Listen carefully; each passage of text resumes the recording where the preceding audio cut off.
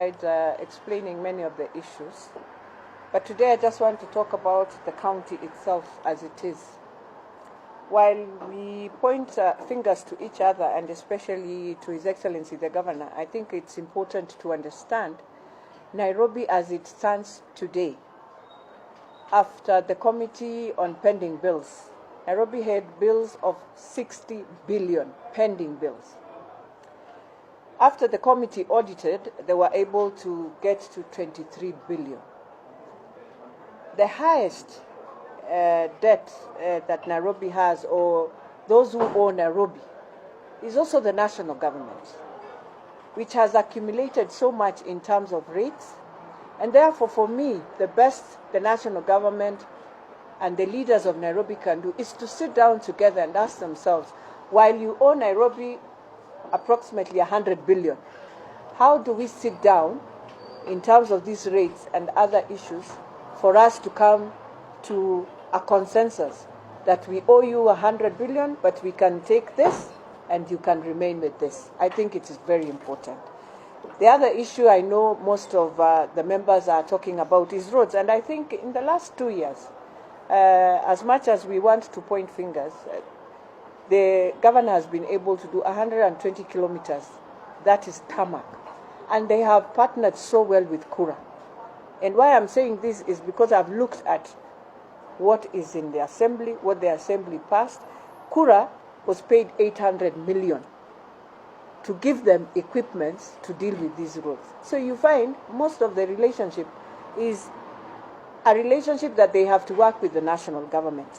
In terms of the medical procurement equipment that they are talking about, by the way, today, Pumwani is able to give oxygen to Kiambu and even to Eastern. When you look at Eastern and Central, I think Pumwani is doing very well at the moment. It is able to, you are able to come there and buy oxygen if you want.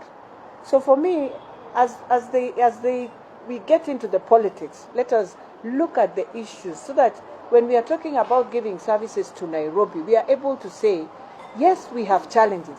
And to be very honest, this is the only governor who is dealing with first, where we have a national government. Secondly, we have international institutions in that city. Thirdly, we have 6 million plus who walk in and walk out.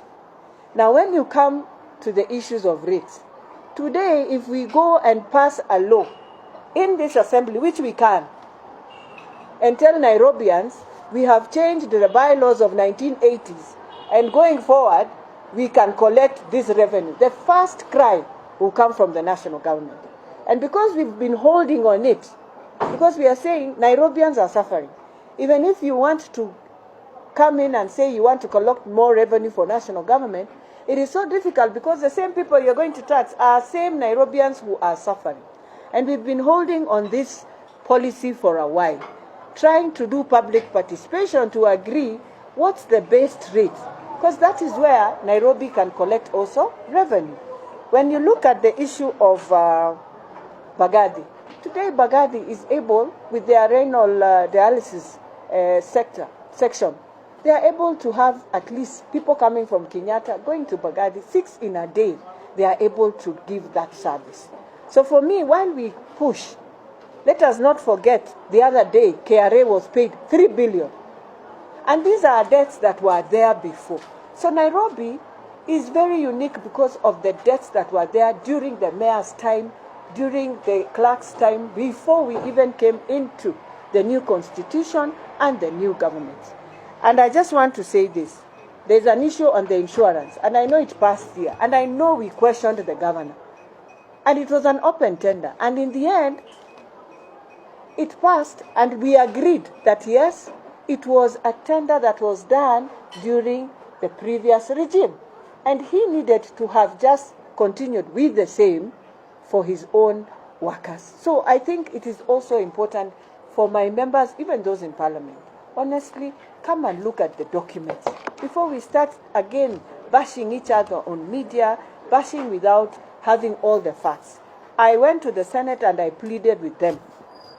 Come to the assembly and get to know exactly what is happening. We know very well there was a time even our president stayed without a cabinet. We know. And so now when we talk to the governor about the cabinet, So far he has 8. And you know, the problem is the law. So if the Senate wants to help us, is look, the law does not say it is a must you have 10. The law says maximum 10. So you can decide to put your executive together and some of the dockets together and decide, I just want to have 5, but I'll have more chief officers, because it is the chief officers who are the IE holders of each of those dockets. So you can decide to have more chief officers than the CECs. So it's a matter of how the law has been structured, and the governor plays within that law.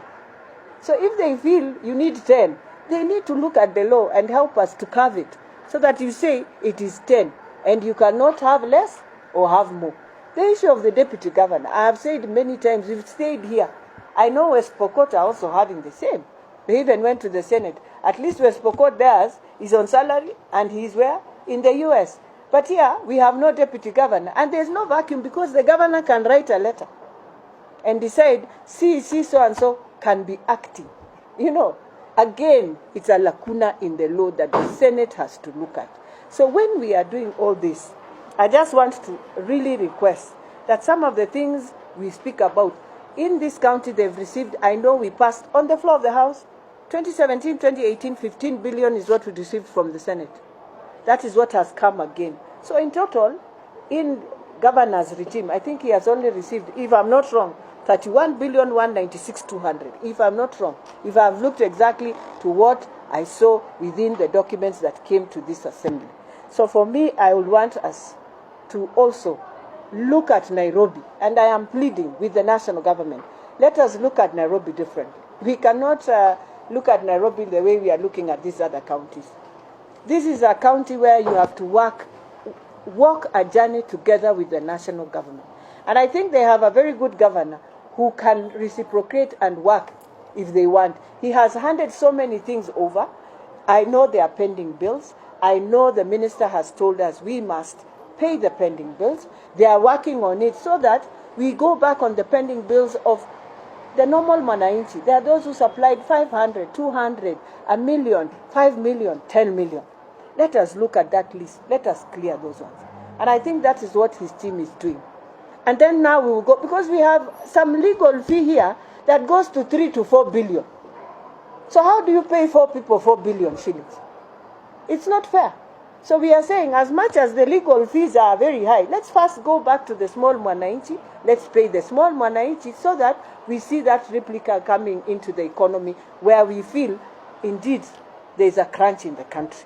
So for me, I just want to say, this is a county where, for the first time in 2 years, the executive, even they are paid before even us. On the 25th, their salaries are paid. You've never seen a mgomo of any of them. So yes, there are some weaknesses, but let us appreciate Governor Mike Sonko has really tried. And indeed, as I said, coming back here, I was coming to stand with him. And I'll stand with him. I'll stand with him in prayers. I'll stand with him in anything that I feel here we are not doing right. Where he's going wrong, we will sit down with him and tell him, look, Governor, here, no.